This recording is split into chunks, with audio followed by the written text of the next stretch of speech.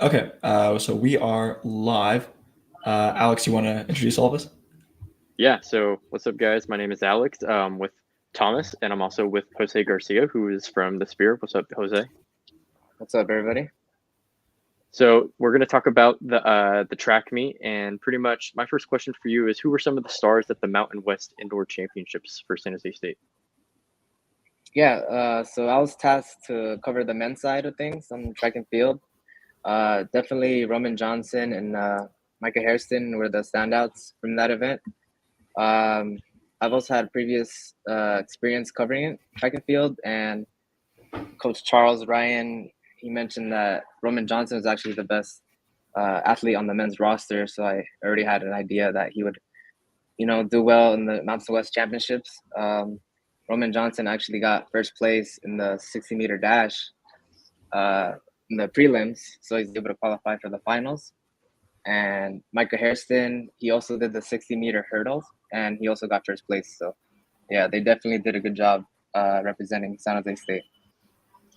Cool. And then I also I saw that Micah Evans Bay, they also had a great showing, but from what I read from your article, that there's some sort of malfunction with the equipment. Could you kind of go into what happened with that? Yeah. Um, yeah, so it was being live streamed.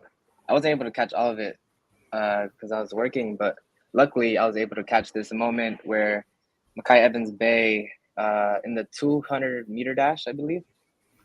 He was so the runners prepare in their spinners blocks. That's what they launch off of once they start running. And he was kind of like testing out the runner's block, and he noticed there was something wrong with it. Like as soon as he tried to vault off of it, he just noticed something wrong, and he alerted somebody to come check it. Basically, what happened just delayed the event for like a couple of minutes, and eventually they just switched it out. So that was kind of a strange thing that happened to him, and I noticed he was kind of upset about it a little bit. I guess because it just delayed things, and yeah, that's pretty much what happened. Did that frustration have any like effect on his performance? Like, did he not like perform the way he thought he would? Was Um, there some sort of like emotion towards that? I know you said that he was a little upset. yeah. From what I remember, I think he still ended up doing pretty well in that event. He didn't get a top finish, but he was somewhere in the middle of the pack. Um, so even though that occurred, he was still able to do pretty well, I'd say. Thomas. You also talk about the you also talk about the false start that they had. So Yep. I don't know. As a track runner, I mean that those sorts of little things, right? You only get one race, so uh, Yeah.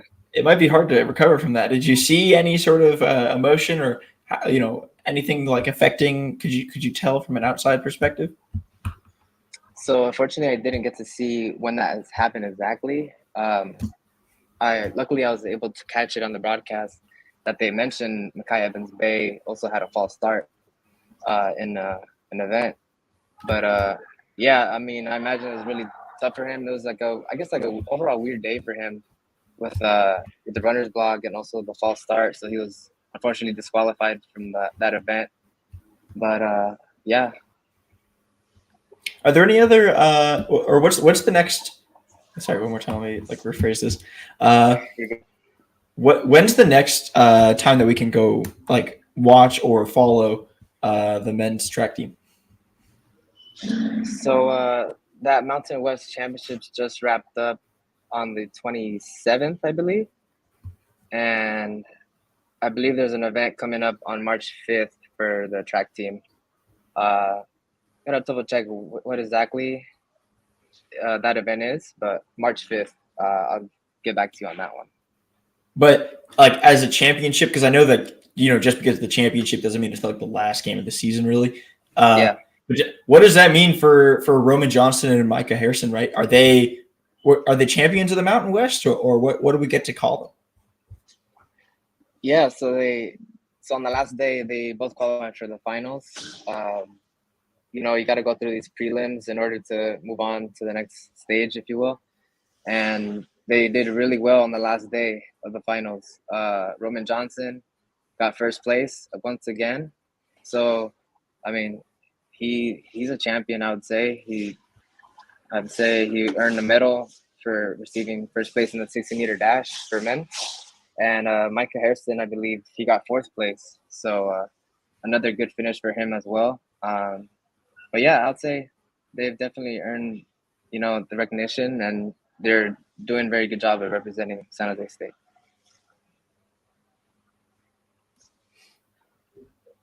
Cool. I mean, he pretty much answered my third question there without how they did in the finals. So. Okay. Oh, yeah, no, that was a perfect lead-in. Perfect lead-in. I love it. My bad. Yeah, there we go. No. This is our second interview as a tag team duo here, so bear with us. Okay, No, yeah. dude, Chemistry will get there. Like, you pretty much just asked the question that I was gonna ask, but it's fine. I mean, might be. Doesn't matter who says it. No, it doesn't. You got another one, Alex? No, no, I don't. Okay.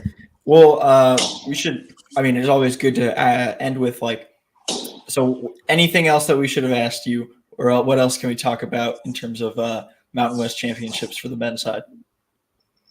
I guess just to throw it in, like this track and field is relatively new for me, so I was kind of learning on the fly with everything. But I was just pretty fascinated with these runners. I mean, they're just competing with like the best of the best in the Mountain West Conference. So yeah, I'm still learning, about the sport, and I don't know, it's just really cool to see these athletes from our school that are performing really well and getting medals because of it. So yeah.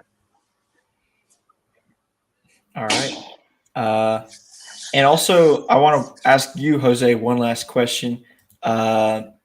What's your approach to covering these events, to writing about these events as a guy or, young reporter out here, grinding for the spear? How do you do this sort of work?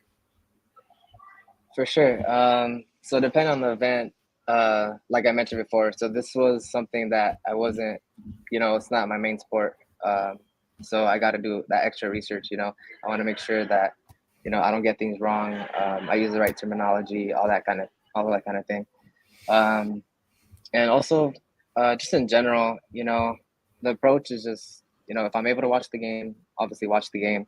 If not, if it's a box score, just try to highlight the top performances, of course, the score, if it's like basketball game, baseball, whatever. Yeah, and just try to write a, factual, concise piece about the event. And, that's pretty much my formula for writing any type of story, I'd say. All right. Alex, you want to do the outro part?